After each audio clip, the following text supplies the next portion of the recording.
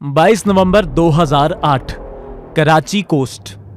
बारूद, ग्रेनेड्स और AK-47 जैसे हथियारों से लैस 10 लड़के सुबह सुबह कराची बंदरगाह पर खड़े हैं। तभी उनसे मिलने ज़हीकुर रहमान लखवी उर्फ चाचा आता है। लखवी और कोई नहीं बल्कि भारत से बेअंत नफरत करने वाले हाफिज सईद द्वारा बनाए गए आतंकवादी संगठन लश्कर-ए-तैयबा का एक बहुत ही खूंखार आतंकवादी है।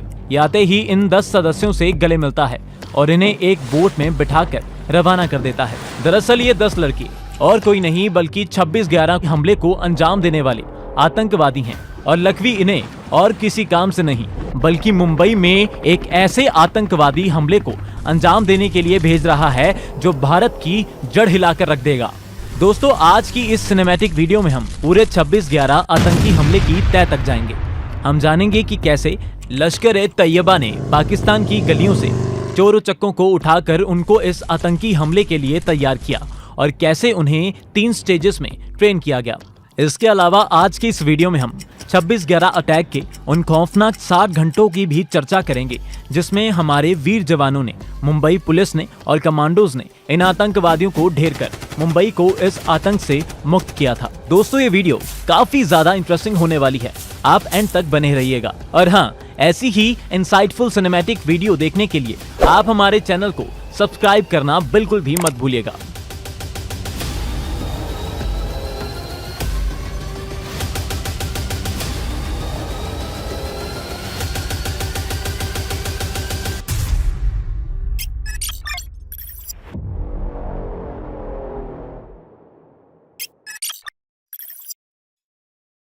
दोस्तों, जब नई सदी की शुरुआत हुई तब अल-कायदा जैसा आतंकवादी संगठन अपने चरम पर था।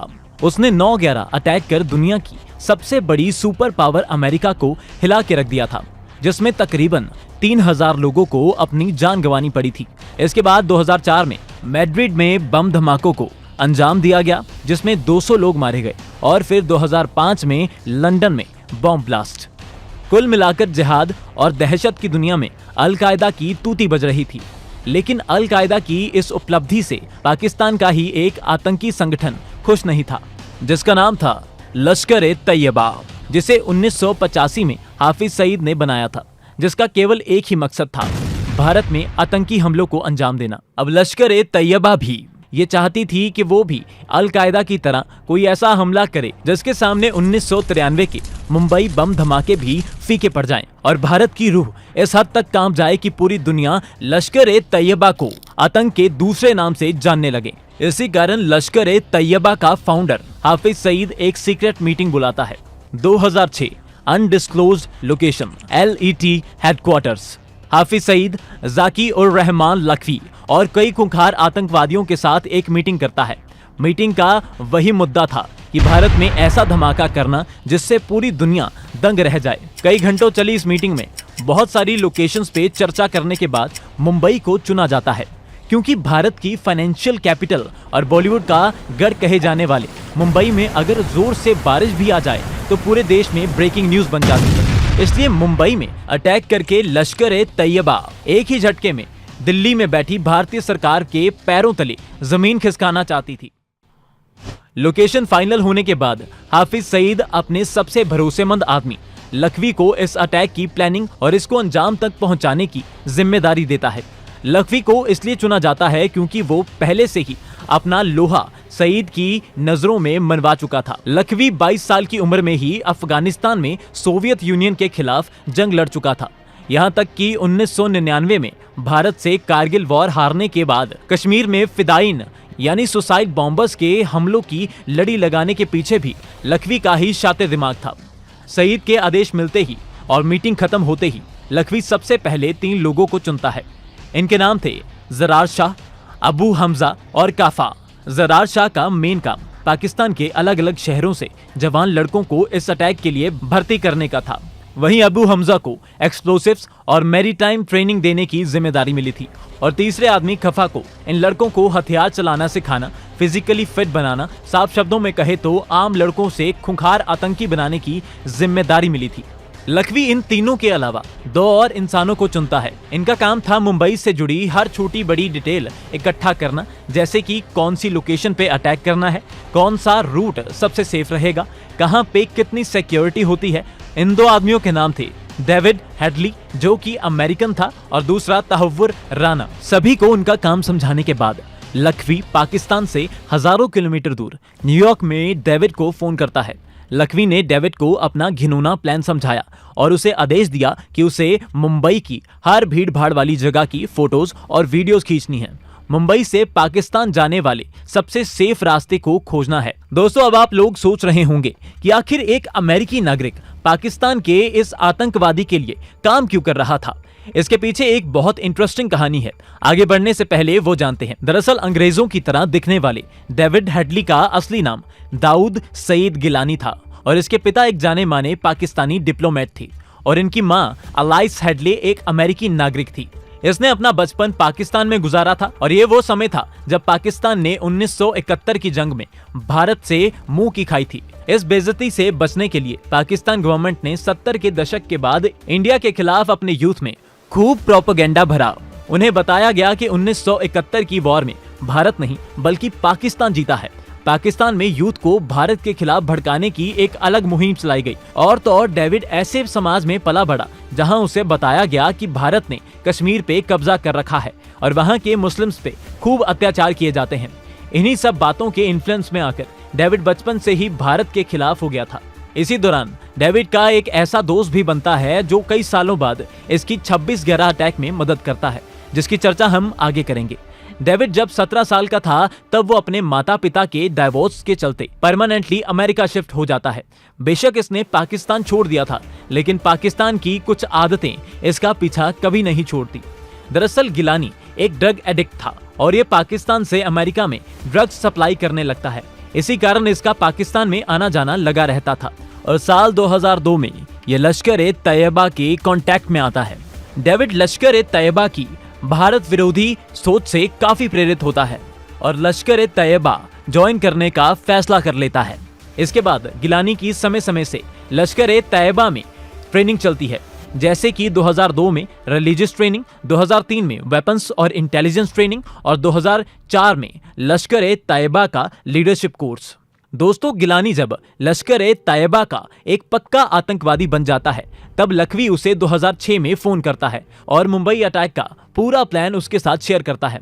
इसके साथ लखवी गिलानी को यह भी बताता है कि तुम अंग्रेजों जैसे दिखते हो, इसलिए मुंबई जाने से पहले अपना नाम दाऊद सईद गिलानी से डेविड हेडली रख लेना ताकि किसी को शक ना हो।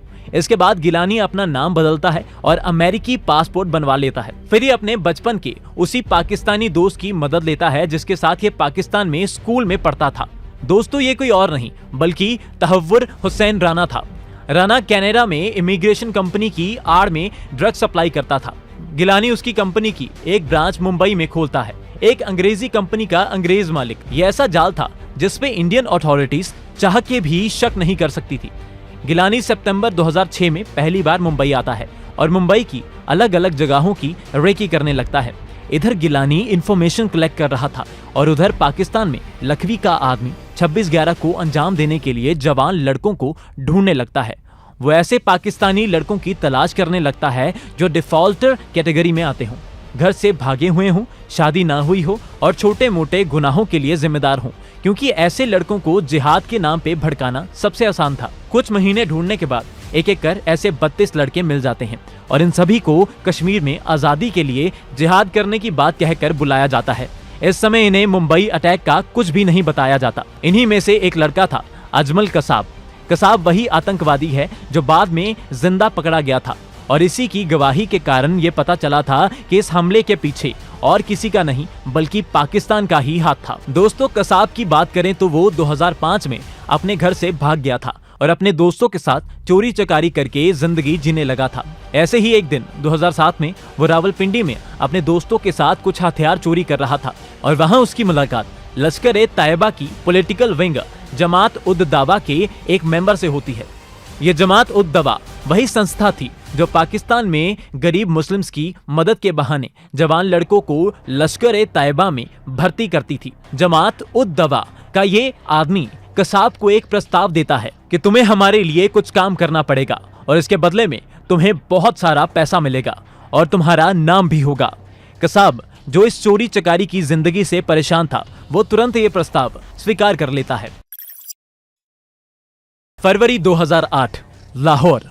कसाब और बाकी 30 लड़कों को लाहौर में एक सीक्रेट लोकेशन पर इकट्ठा किया जाता है। इन्हें एक बस में बिठाया जाता है और आंखों पे पट्टी लगा दी जाती है। इसके बाद इन्हें लाहौर से 60 किलोमीटर दूर मरकज-ए-तैयबा नाम की जगह पे ले जाया जाता है। अब इन लड़कों की 3 फेजेस में ट्रेनिंग होती है। इनकी फर्स्ट फेज की ट्रेनिंग पूरे 21 दिन चलती है। इसी ट्रेनिंग में इन्हें जिहाद के नाम पे ब्रेन वॉश किया जाता है। यहाँ इनका शेड्यूल बहुत स्ट्रिक्ट रखा जाता है।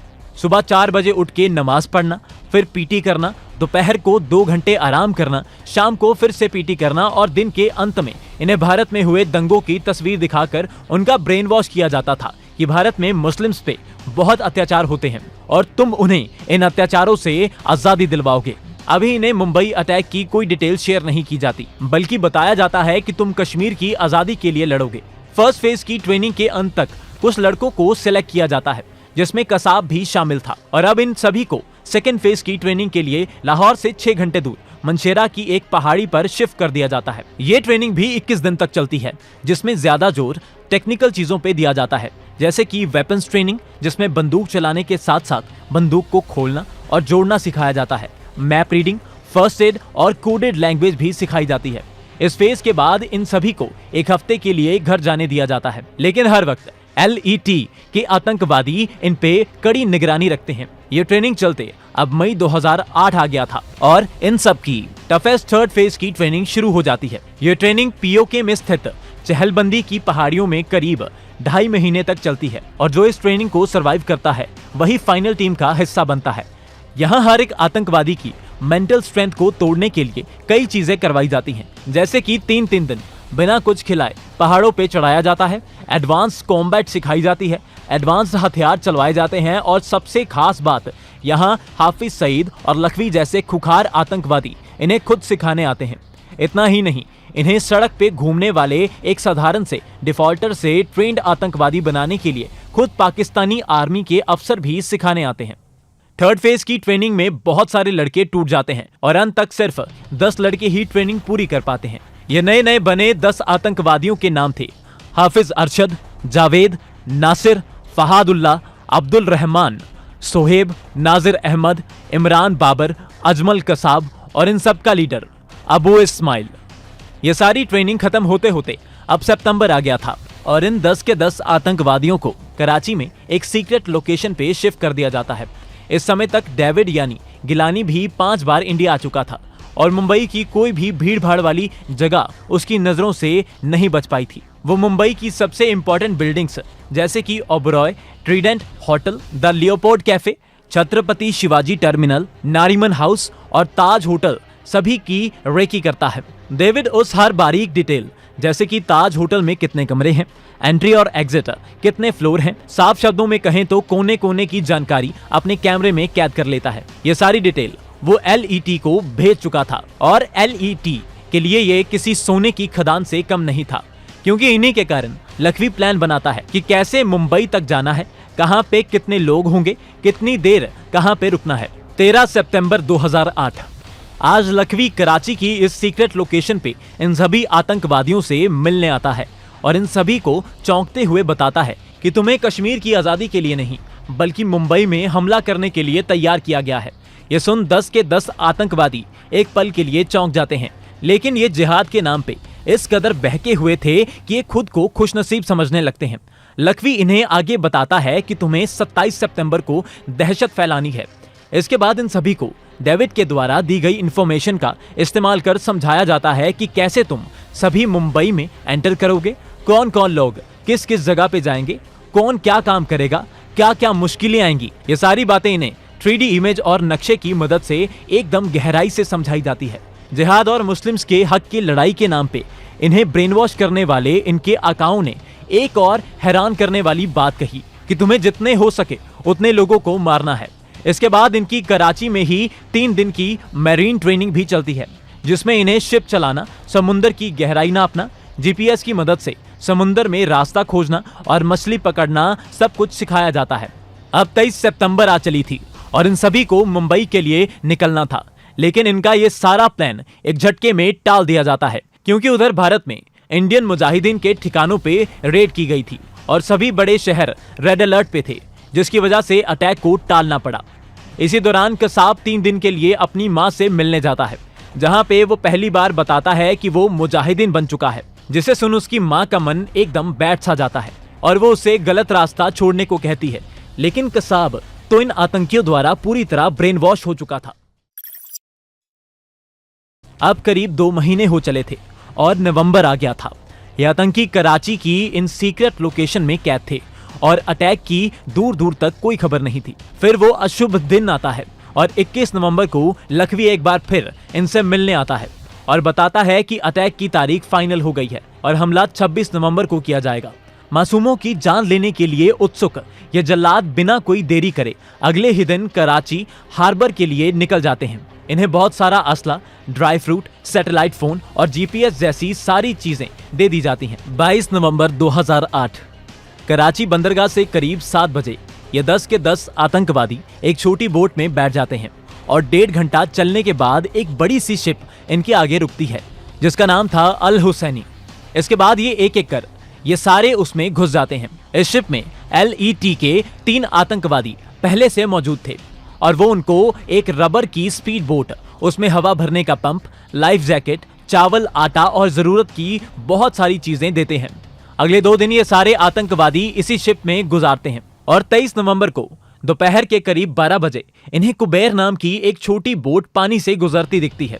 इनकी शिप में मौजूद एक आदमी कुबेर में बैठे आदमियों की तरफ कुछ ऐसा इशारा करता है जिससे वो समझ जाते हैं कि इन्हें कुछ मदद चाहिए। कुबेर जैसे ही इनकी शिप के पास पहुंचती है, ये तुरंत उसमें मौजूद आदमियों को बंदी बना अपनी शिप में ट्रांसफर कर देते हैं और ये सारे आतंकवादी अपना मौत का सामान लेकर कुबेर में चढ़ जाते हैं।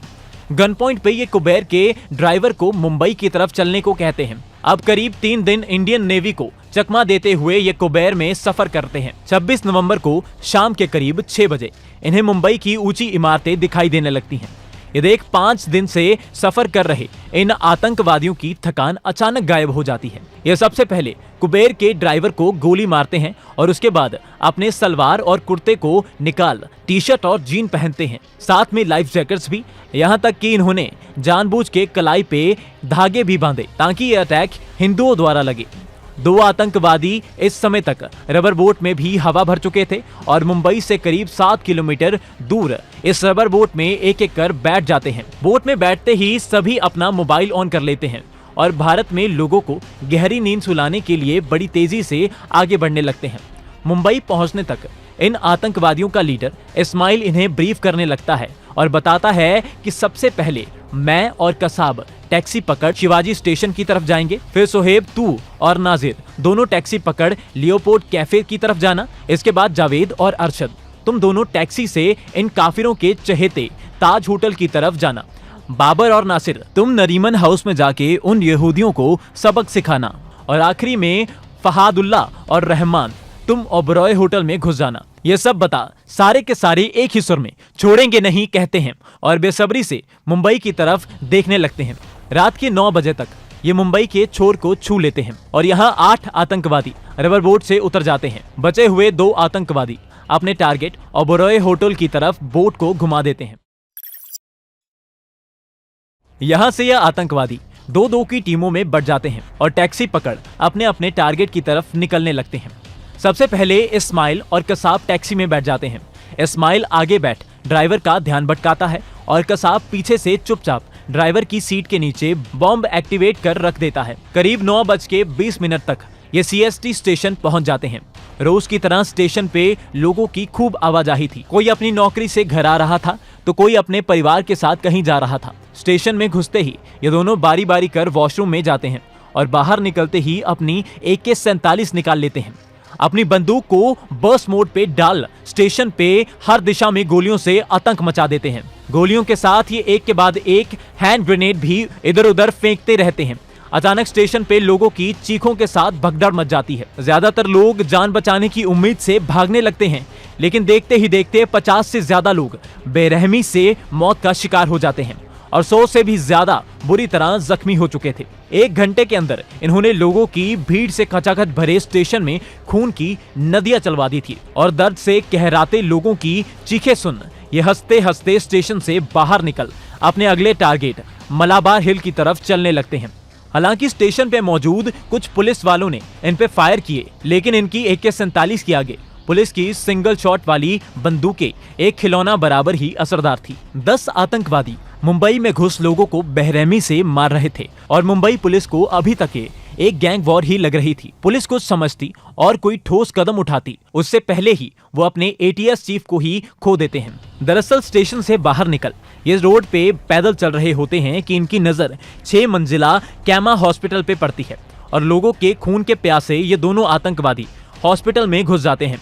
इनके पास हॉस्पिटल की कोई जानकारी नहीं थी, इसलिए इन्हें यहाँ कोई नहीं मिला क्योंकि सभी पहले ही छुप चुके थे। ये हॉस्पिटल से बाहर निकलते हैं कि थोड़ी दूर चलने पर इन्हें पुलिस की क्वालिस गाड़ी आती दिखाई देती है। ये तुरंत झाड़ियों में छुप जाते हैं और जैसे ही ये क्वालिस इनके सामने से गुजर रही होती है ये तुरंत उस पे अंधाधुंध फायरिंग कर देते हैं। अगले 5 मिनट के अंदर मुंबई पुलिस ने अपने ATS चीफ हेमंत करकरे, विजय सलास्कर, अशोक कामते के साथ 3 और पुलिस वालों को खो दिया था। पुलिस वालों को गोलियों से भुनने के बाद ये क्वेलिस में आगे बैठे पुलिस वालों की बॉडी वहीं सड़क पर फेंक कर क्वेलिस को मुंबई की सड़कों पे भगाने लगते हैं। बेशक ये आतंकवादी तैयारी करके आए थे, लेकिन कुदरत को कुछ और मंजूर था। इस क्वेलिस गाड़ी में पीछे की तरफ जो 3 पुलिस वाले शहीद हो रखे थे, उन्हीं में एक पुलिस वाला अर्जुन जादव अभी भी जिंदा थे। उन्हें 5 गोलियां लगी थी, लेकिन सभी कंधे या पैर पे लगी थी। आतंकवादी कुछ देर क्वेलिस को सड़क पे घुमाते हैं, लेकिन इस वक्त तक एक टायर फट चुका था, इसलिए वो इस गाड़ी को सड़क पे छोड़ एक स्कोडा गाड़ी को रोकते हैं। इस गाड़ी में मौजूद एक कपल को बंदूक की नोक पे बाहर फेंकते हैं और गाड़ी में बैठ चौपाटी की तरफ जाने लगते हैं। क्वेलिस में मौजूद जख्मी पुलिस वाले जादव तुरंत ये खबर अपने साथी पुलिस वालों को दे देते हैं और इस बार पुलिस बिना कोई देरी करे इनका रास्ता जाम कर देती है। अब रात के करीब 12:30 हो चुके थे और खुद को बेलगाम समझने वाले दोनों आतंकवादी इस्माइल और कसाब की आंख फटी की फटी रह जाती है जब इन्हें पुलिस बैरिकेड दिखता है, जिसमें इनकी तरफ बंदूक ताने पुलिस वालों के साथ लोगों की भी भारी भीड़ खड़ी थी। अपने सामने खड़ी मौत को देख इन जल्लादों का हलक सूख जाता है और बैरिकेड से 200 मीटर पहले ये तुरंत अपनी गाड़ी को रोक लेते हैं। कुछ देर तक ये गाड़ी एक ही जगह पे जम सी जाती है और पुलिस वाले अपना हाथ ट्रिगर पे रख के इन्हें लगातार घूरते रहते हैं। पुलिस वाले आंख झपकते हैं कि अचानक ये आतंकवादी बड़ी तेजी से राइट टर्न मार गाड़ी को भगाने लगते हैं, लेकिन इस बार इन्हें सांस तक लेने का समय नहीं दिया जाता। 1 सेकंड के अंदर मुंबई पुलिस इन पे गोलियों की बौछार कर देती है। गोलियां रुकने से पहले आतंकवादियों की गाड़ी रुक चुकी थी और कुछ देर कोई हलचल ना होने के कारण पुलिस वाले बड़ी सावधानी से धीरे धीरे इनकी तरफ आगे बढ़ने लगते हैं। आतंकवादियों के करीब पहुंच सबसे आगे चल रहे पूर्व फौजी और फिलहाल ASI तुकाराम ओम्बले गाड़ी में झांकते हैं। उनकी नजर इस्माइल पे पड़ती है जो गाड़ी चला रहा था। वो तो इस समय तक पूरी तरह से मर चुका था। ओम्बले अपनी नजर कसाब की तरफ घुमाते कि अचानक कसाब अपनी बंदूक हवा में उठाता है और ओम्बले के ऊपर एक ही झटके में पूरी मैगजीन खाली कर देता है। ओम्बले भी बिना घबराए इसकी बंदूक की नोक पकड़ लेते हैं और इसके हाथ से बंदूक छुड़ाने में कामयाब हो जाते हैं। तभी बाकी पुलिस वाले भी कसाब पे टूट पड़ते हैं और उसे पकड़ गाड़ी से बाहर निकाल सड़क पे लिटा देते हैं। कसाब और कुछ कर पाता, इतने में ही उसके हाथों में हथकड़ी लग चुकी थी, लेकिन इस समय तक ओम्बले शहीद हो चुके थे। इस समय तक मुंबई में आतंक का कोहराम मच चुका था, क्योंकि 9:30 बजे के आसपास जब एक कसाब की जोड़ी CST स्टेशन में घुसी थी, उसी वक्त 2 आतंकवादी बाबर और नासिर नरीमन हाउस में घुस गए थे। दरअसल नरीमन हाउस एक 6 मंजिला घर था जिसमें इजरायली रहा करते थे। आतंकवादी इस पे हमला इसलिए करते हैं ताकि इजरायली सरकार के साथ नेगोशिएट करके आसानी से भारत से बाहर निकल जाएं। लेकिन यहाँ ऐसा कुछ नहीं हुआ, क्योंकि जैसे ही आतंकवादी नरीमन हाउस में घुसते हैं और फर्स्ट फ्लोर पे पहुंचते हैं, उस समय घर में 6 लोग थे, जिसमें से 2 इस घर में काम करने वाले नौकर थे। आतंकवादियों के घर में घुसते ही ये दोनों नौकर फर्स्ट फ्लोर पे छुप जाते हैं और आतंकवादी सेकंड फ्लोर पे चले जाते हैं, जहां 4 इजरायली मौजूद थे। आतंकवादी सेकंड फ्लोर पे पहुंचते ही उन्हें बहुत बुरी तरह पीटने लगते हैं और बंदी बना लेते हैं। लेकिन इन सब में अच्छी बात यह होती है कि वो दोनों नौकर फर्स्ट फ्लोर से भागने में कामयाब हो जाते हैं और वो अपने साथ इस घर में मौजूद इनके मालिक के 2 साल के बच्चे को भी बाहर निकाल लेते हैं। 9:55 के आसपास फहादुल्ला और साकिब की जोड़ी भी अपने टारगेट तक पहुंच जाती है, जो और कुछ नहीं ओबरॉय होटल था। ये लॉबी में घुसते ही मौत का कोहराम मचा देते हैं और वहां मौजूद स्टाफ को जख्मी कर देते हैं। इसके बाद ये होटल के मेन एरिया में मौजूद टिफिन रेस्टोरेंट में पहुंचते हैं और वहां हर दिशा में गोलियां चलाते हैं, लेकिन ये रेस्टोरेंट लगभग खाली था और इनकी गोलियों की आवाज से कंधार रेस्टोरेंट में मौजूद बहुत सारे लोग चौकन्ना हो जाते हैं।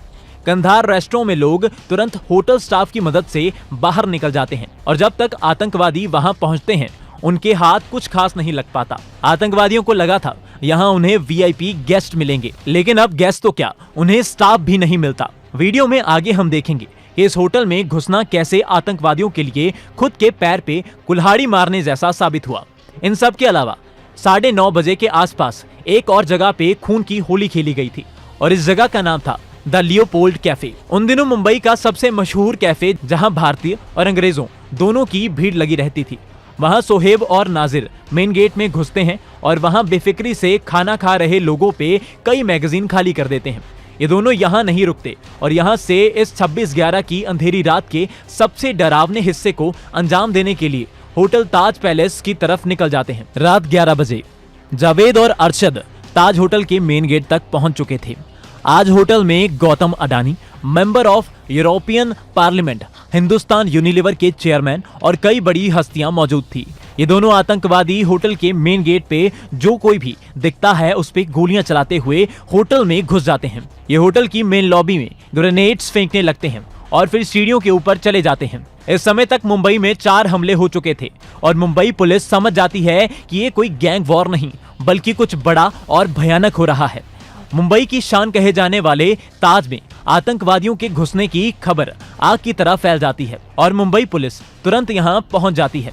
इधर ये दोनों आतंकवादी 6th फ्लोर पे पहुंच जाते हैं। सबसे पहले ये ताज होटल के मेन गुंबद को उड़ाने के लिए RDX लगा देते हैं और 1 बजे के आसपास एक जोर से धमाका होता है और ताज होटल के गुंबद से कई दिनों तक निकलने वाला धुआं आने लगता है। ये वही धमाका था जिसे हम अक्सर तस्वीरों में देखते हैं जब भी 26/11 की बात शुरू होती है।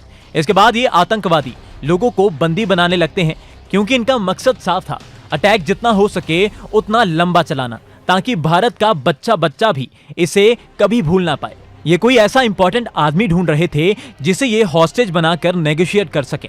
इन्हें ऐसा तो कोई इंसान नहीं मिला, लेकिन इन्हें वैश्या बैंक के चेयरमैन KR रामामूर्ति मिल जाते हैं और ये उन्हें तुरंत बंदी बना लेते हैं। रात के करीब 2 बजने को आए थे कि तभी होटल ताज के स्विमिंग एरिया से गोलियों की आवाज आने लगती है। दरअसल सोहेब और नाजिर लियोपोल्ड कैफे में मौत का नाच करवाने के बाद अब होटल में आ गए थे। ये स्विमिंग एरिया में मौजूद लोगों पे गोलियां चलाते हुए अपने साथियों के पास जाने के लिए सीढ़ियां चढ़ने लगते हैं। उधर जावेद और अरशद रामामूर्ति के साथ 4 और लोगों को बंदी बना चुके थे और 6th फ्लोर से अब 5th फ्लोर पे आ जाते हैं। इन 5 हॉस्टेजेस के साथ ये सभी 5th फ्लोर के रूम नंबर 520 में इकट्ठा हो जाते हैं। यहाँ से भारत के इतिहास की उस दर्दनाक रात की शुरुआत होती है जिसमें हमारे वीर सैनिकों के साथ साथ कई मासूमों का जीवन हमेशा हमेशा के लिए अस्त हो जाता है। 27 नवंबर रात 2:30 बजे इस समय तक 4 आतंकी ताज होटल में थे, 2 नारीमन हाउस में, 2 होटल ओबरॉय में और बचे 2 में से एक कसाब पकड़ा गया था और इस्माइल मारा जा चुका था। अटैक की खबर अब भारत सरकार तक भी पहुंच चुकी थी और तुरंत NSG को एक्टिव कर दिया जाता है। लेकिन NSG के एक्टिव होने और मुंबई पहुंच आतंकियों को मार गिराने का सफर चुनौतियों से भरा था। NSG का सेंटर दिल्ली के पास मानेसर में था और कमांडोज को मुंबई पहुंचने वाला जहाज मानेसर से 6 घंटे दूर चंडीगढ़ में खड़ा था। चंडीगढ़ से जहाज के आने का इंतजार नहीं किया जा सकता था, इसलिए कुछ देर कोई दूसरा विकल्प ढूंढने के बाद रॉ सूचना देता है कि मानेसर से करीब 1 घंटा दूर पालम में एक छोटा ट्रांसपोर्ट एयरक्राफ्ट खड़ा है। इसके तुरंत बाद इस जहाज को मुंबई उड़ने के लिए तैयार किया जाता है, जिसमें 2 घंटे और बर्बाद हो जाते हैं। इधर NSG जल्द से जल्द मुंबई पहुंचने की कोशिश कर रही थी। तब तक के लिए ताज होटल में मार्कोस को भेजा जाता है। आतंकी अभी 5th फ्लोर पे हॉस्टेजेस के साथ थे और पाकिस्तान में बैठे लखवी से लगातार फोन पे बात कर रहे थे। मार्कोस की 2 टुकड़ी फटाफट ताज होटल में घुसती है और बेसमेंट से लेकर हर फ्लोर में फंसे हुए लोगों को बाहर निकालने लगती है।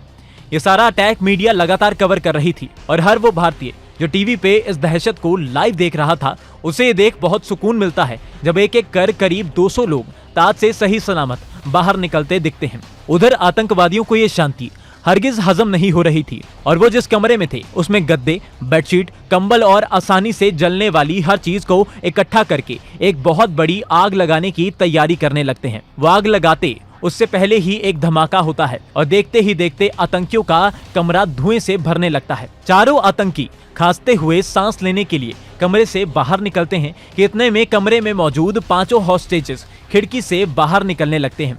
उन्हें खिड़की से बाहर निकलता देख रेस्क्यू टीम तुरंत सीढ़ियों की मदद से उन्हें बाहर निकालने लगती है। अब आतंकियों ने अपने हॉस्टेजेस को खो दिया था और उनके पास सिर्फ एक ऑप्शन था और वो था भारत के बंदूकधारी जवानों की गोली का शिकार होना। आतंकी 5th फ्लोर से नीचे उतरते हैं और खुद को अपनी मौत यानी मार्कोस के सामने पाते हैं। मार्कोस के साथ कुछ देर लोहा लेने के बाद ये फिर होटल में कहीं पे छिप जाते हैं। सुबह 6 बजे सुबह के सूरज के साथ ही एनएसजी कमांडोज का दस्ता ताज पहुंच चुका था और ऐसी फायर फाइट शुरू होने वाली थी जो 1 या 2 नहीं बल्कि पूरे 60 घंटे तक चलने वाली थी। मार्कोस और मुंबई पुलिस से आतंकियों की लास्ट पोजीशन, ताज का नक्शा और अपनी सारी ऑपरेशनल प्लानिंग कर एनएसजी के कर्नल शेरोन 2 स्ट्राइक टीम्स का गठन करते हैं। एक टीम को मेजर संजय खंडवाल और दूसरे को मेजर संदीप उनिकृष्णन लीड कर रहे थे। एनएसजी की दोनों टीम्स इस समय तक अंदर घुस चुकी थी और आतंकी कहीं भी हो सकते थे, इसलिए मेजर संजय और मेजर संदीप अलग अलग दिशाओं में ताज का चप्पा चप्पा खंगालने लगते हैं। दोपहर 2 बजे एनएसजी को ताज में घुसे कई घंटे हो चले थे और 100 से ज्यादा लोगों को बाहर निकाल लिया गया था, लेकिन आतंकियों की कोई खबर नहीं थी। मेजर संदीप की टीम 4th फ्लोर से नीचे उतर रही थी और वो 1st फ्लोर पे पहुंचे थे कि तभी कमांडोज पे धड़ाधड़ गोलियों की बौछार हो जाती है। मेजर संदीप की टीम के एक कमांडो सुनील जोधा को एक के बाद एक 7 गोलियां लगती हैं और ये देख मेजर संदीप तुरंत आतंकियों की दिशा में गोलियां चलाते हुए अपने साथी के बचाव में कूद पड़ते हैं। जोधा तो इस समय तक वीरगति को प्राप्त हो चुके थे, लेकिन मेजर संदीप आतंकियों को मार गिराने का ये मौका हाथ से नहीं जाने देना चाहते थे। मेजर संदीप आंखों में बदले की ज्वाला लिए मानो जैसे शेर शिकार करने निकला हो, आतंकियों पे गोली चलाते हुए उनकी तरफ लगातार आगे बढ़ने लगते हैं। ये चारों आतंकी हमारी एनएसजी के इस बहादुर कमांडो का ये विकराल रूप देख भीगी बिल्ली बन जाते हैं और तुरंत 2nd फ्लोर पे भागने की कोशिश करने लगते हैं। मेजर संदीप की टीम कमांडो जोधा को नीचे पहुंचा उनसे रेडियो पे पूछती है, सर आप कहां पे हो? मेजर संदीप बिना हिचकिचाते कहते हैं, ऊपर मत आना, मैं इन्हें संभाल लूंगा। मेजर संदीप अकेले ही इन चारों आतंकियों को एक कमरे के कोने में सिकुड़ने पर मजबूर कर देते हैं, लेकिन दुर्भाग्य से मेजर संदीप देश सेवा में शहीद हो जाते हैं। कुछ देर बाद बाकी कमांडोज भी इस कमरे में पहुंच जाते हैं और मेजर संदीप को देख सभी के अंदर एक अलग ही बदले की आग भड़कने लगती है। शाम 5:30 बजे इस समय तक एनएसजी नरीमन हाउस और होटल ओबरॉय में भी पहुंच चुकी थी और साथ ही साथ सुरक्षा एजेंसियों ने आतंकियों की पाकिस्तान होने वाली सभी फोन कॉल्स भी टैप करना शुरू कर दी थी। नारीमन हाउस में तो आतंकियों ने 6 में से 4 ज्यूस को बुरी तरह टॉर्चर कर मौत के घाट उतार दिया था। 2 ज्यूस उन्होंने इसलिए जिंदा छोड़े थे, उन्हें लग रहा था कि वो इजराइल से दबाव बनवा सही सलामत भारत से बाहर निकल जाएंगे। वहीं होटल ओबरॉय में अब तक सभी लोग बाहर निकल गए थे और 2 होटल कर्मचारियों के अलावा आतंकियों के हाथ कुछ नहीं लगा था। इसी बेचैनी में वो इन कर्मचारियों को होटल में मौजूद शराब की मदद से होटल के बड़े से हिस्से में आग लगाने को कहते हैं और जब एक कर्मचारी ऐसा नहीं कर पाता तो आतंकी उस पे हंसते हुए पूरी मैगजीन खाली कर देते हैं। आने वाले कई घंटों तक एनएसजी ताज, होटल ओबरॉय और नरीमन हाउस में मौजूद आतंकियों को मार गिराने के लिए अलग अलग विकल्प खोजने लगती है ताकि कम से कम सिविलियन कैजुअलिटी हो। 28 नवंबर दोपहर 12 बजे मेजर संजय की टीम आतंकियों को बेसब्री से पिछले 24 घंटे से ढूंढ रही थी। बचते बचाते काफी टैक्टिकल तरीके से मेजर संजय की टीम 1st फ्लोर की गैलरी से गुजर रही थी कि तभी उन्हें वहां मौजूद वसाबी रेस्टोरेंट से कुछ गोलियों की आवाज आती है। मेजर संजय तुरंत समझ जाते हैं और अपनी टीम को तुरंत कवर करने का आदेश देते हैं। रेस्टोरेंट से बाहर निकलने का सिर्फ एक ही रास्ता था और मेजर संजय अपनी टीम के साथ उन पे पैनी नजर टिका के वेट करने लगते हैं। कुछ देर इंतजार करने के बाद मेजर संजय ऐसी चाल चलते हैं जो आतंकवादियों को मौत का रास्ता चुनने के लिए पछतावा करने पर मजबूर कर देगी। दोपहर 3 बजे एनएसजी ने होटल ओबरॉय के चारों तरफ स्नाइपर्स बिछा रखे थे और कमांडोज की अंदर घुसने की कोशिश के दौरान एक छोटी सी मुठभेड़ हो गई थी। इस कारण आतंकी होटल के जिस कमरे में छुपे थे उसमें आग लग गई थी। आग के कारण दोनों आतंकी कमरे से बाहर भागने लगते हैं और इतने में ही स्नाइपर को खिड़की से क्लियर शॉट मिल जाता है और एक आतंकी के सिर से गोली आर पार हो जाती है। दूसरा आतंकी ये देख हक्का बक्का रह जाता है और घबराहट में कमरे से भागता है कि तभी वहां मौजूद एनएसजी के कमांडो उस पे ताबड़तोड़ लोहा बरसा देते हैं। उधर नरीमन हाउस में आतंकी पूरी तरह परेशान थे क्योंकि उन्हें किसी ने भाव नहीं दिया और नेगोशिएट करने का तो कोई सवाल ही पैदा नहीं होता। इसी कारण वो पूरी तरह झुंझुला जाते हैं और एक झटके में दोनों ज्यूज को मार गिराते हैं। ये खबर जैसे ही कमांडो तक पहुंचती है, अब वो एक पल का भी इंतजार नहीं करते और हेलीकॉप्टर की मदद से इस 5 मंजिला इमारत की छत पे उतरने लगते हैं। ये सारा दृश्य मीडिया कवर कर रही थी और पाकिस्तान में बैठे इन आतंकियों के आका घर में मौजूद इन दोनों आतंकियों को ये बात बता देते हैं। इसके तुरंत बाद कमांडोज के उतरने से पहले ही ये आतंकी नीचे से छत की तरफ गोलियां चलाने लगते हैं। कमांडोज को तुरंत अपना ये प्लान ड्रॉप करना पड़ता है। बेशक कमांडोज नाकामयाब हो गए थे, लेकिन अब जो कमांडोज ने बहादुरी दिखाई उसे देख आतंकियों का जिहाद का भूत एक झटके में उतर जाता है। रात 7:30 बजे कमांडोज को यहाँ नाकामयाबी मिली, लेकिन उधर ताज होटल में वसाबी रेस्टोरेंट के बाहर आतंकियों का इंतजार कर रहे मेजर संजय और उनकी टीम रेस्टोरेंट में ग्रेनेड फेंक देते हैं। एक के बाद एक ग्रेनेड दागने से रेस्टोरेंट में आग लग जाती है और आतंकी अंदर फंस जाते हैं। इधर आग लगातार बढ़ती जाती है और उधर नरीमन हाउस के बाहर एक कमांडो बहादुरी दिखाते हुए घर की खिड़की के करीब पहुंच जाता है। खिड़की के बिल्कुल करीब आतंकी खड़ा था। ये कमांडो बिना कोई पल देरी किए ग्रेनेड फेंक देता है। ग्रेनेड के झटके को आतंकी संभालते कि इतने में कमांडोज घर में घुस जाते हैं और दोनों आतंकियों को ढेर कर देते हैं। 29 नवंबर सुबह 7:30 बजे वसाबी रेस्टोरेंट की आग अब इतनी बढ़ गई थी कि आतंकी बस इस जलते नरक से बाहर निकलना चाहते थे। एक आतंकी खिड़की से कूदने लगता है, जिसपे होटल के बाहर मौजूद स्नाइपर तुरंत गोली चला उसे वहीं मौत के घाट उतार देते हैं। एक आतंकी आग की लपटों से बचने के लिए कमरे से बाहर निकलता है। तभी कई घंटों से इंतजार कर रहे मेजर संजय उस पे गोली चलाते हैं, जो उसके हाथ पे लगती है और उसकी बंदूक नीचे गिर जाती है। दर्द के मारे ये आतंकी जोर से चिल्लाता है, हाय रब्बा रहम बख्श। इतने मासूमों की जान लेने के बाद अब इस आतंकी को रहम की उम्मीद थी। बाकी कमांडोज तुरंत इस आतंकी पे गोलियां चला देते हैं और बड़ी सावधानी से रेस्टोरेंट में घुसने लगते हैं। कमांडोज जब अंदर घुसते हैं तो देखते हैं कि बचे हुए दोनों आतंकी तो कब के आग में जिंदा झुलस के मर चुके थे। फाइनली 3 दिन के संघर्ष के बाद कमांडोज डिक्लेयर करते हैं कि ताज और बाकी सारी जगह पूरी तरह से भारत सरकार के कंट्रोल में है और अब कोई खतरा नहीं है।